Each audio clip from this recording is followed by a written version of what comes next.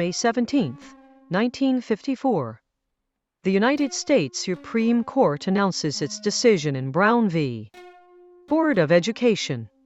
Chief Justice Earl Warren reads, "We conclude that in the field of public education the doctrine of separate but equal has no place. Separate educational facilities are inherently unequal." 9 words that shattered legal segregation in schools. Everything changed. And nothing changed. This is Black Card number 4, The Schoolhouse Door. The story of how America said yes to equality on paper, then slammed every door shut in practice. From courtroom victory to classroom resistance. From murdered children to children walking through mobs. From one mother's refusal to sit in the back to a whole nation forced to look at itself. This was the decade the mask slipped and the fight got bloodier. Brown v. Board, the case that broke Jim Crow. Topeka, Kansas. 1951. Oliver Brown, a black welder and assistant pastor, tries to enroll his daughter Linda in the white elementary school 7 blocks from home. Denied. She has to walk a mile through railroad yards to catch a bus to the black school 20 blocks away. Thurgood Marshall and the NAACP Legal Defense Fund take the case. They combine it with 4 others from South Carolina, Virginia, Delaware, and Washington, D.C. 5 cases. 1 name, Brown v. Board of Education of Topeka. The argument is simple and devastating. Segregation damages black children psychologically. They call expert witnesses. Kenneth and Mamie Clark's doll tests show black children preferring white dolls, associating blackness with ugliness. Proof of harm. The court hears arguments in 1952 and 53. Deliberates. Finally rules unanimously in 54. Overturns Plessy v. Ferguson in education. But no timetable. No enforcement teeth. The court says implement with all deliberate speed. In 55. Southern states hear deliberate. Louder than speed. Little Rock 9. Children as Warriors, September 4, 1957. Little Rock, Arkansas.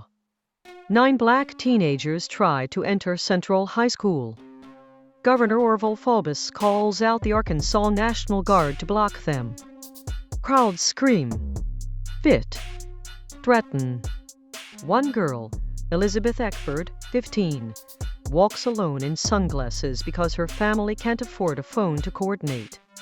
Photographers capture the hate. The world sees. President Eisenhower reluctant federalizes the Guard and sends the 101st Airborne Division. Escorts the 9 inside. They endure the year. Taunts. Acid thrown in eyes. Physical attacks.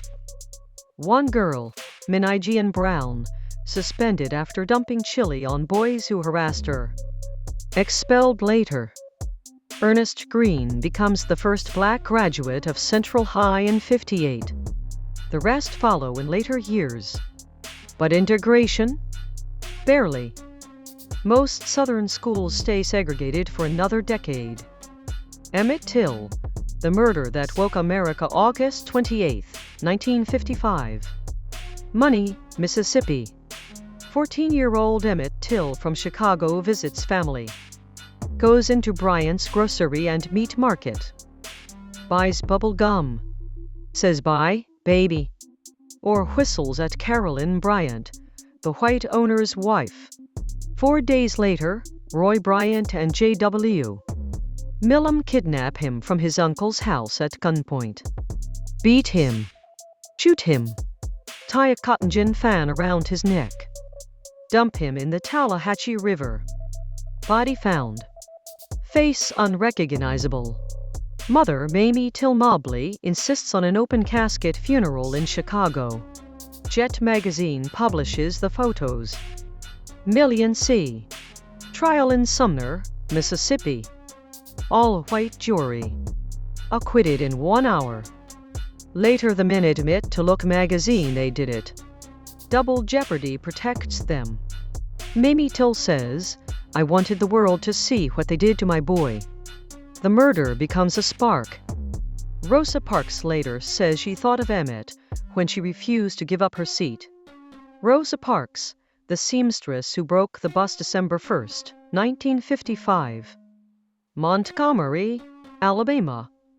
Rosa Parks, 42, secretary of the local NAACP, finishes work at a department store, boards the Cleveland Avenue bus, sits in the first row behind the white section. Bus fills.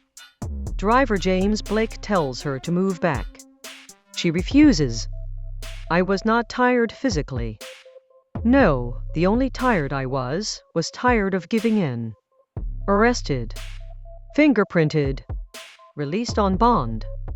NAACP and Women's Political Council call for a one-day boycott the next day.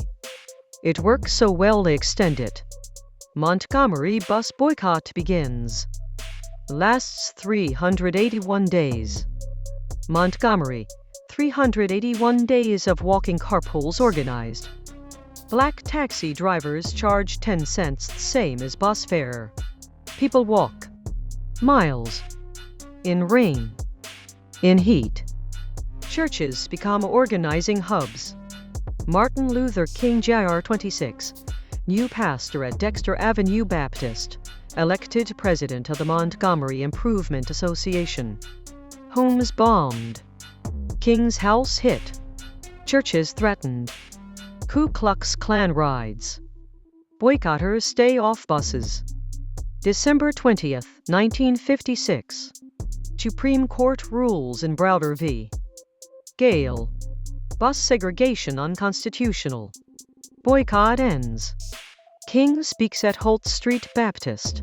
"We have demonstrated to the world that when people are unified, there is nothing in the world that can stop them.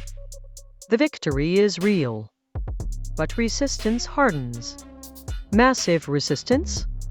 Laws pass across the South. Private academies open for white children. Public schools close rather than integrate. Closing Brown opened the legal door. Little Rock showed children would have to walk through mobs to enter it. Emmett Till's murder made the nation look at the cost. Rosa Parks and Montgomery proved organized refusal could win. But every step forward met violence, delay, and new barriers. The schoolhouse door stayed cracked just enough to let hope in, just enough to let hate keep shooting through. This card shows the moment America had to choose between its words and its actions. It chose both and neither. This is black card number 4. The schoolhouse door. What card hits hardest? Drop your thoughts below. More cards coming. Stay locked in.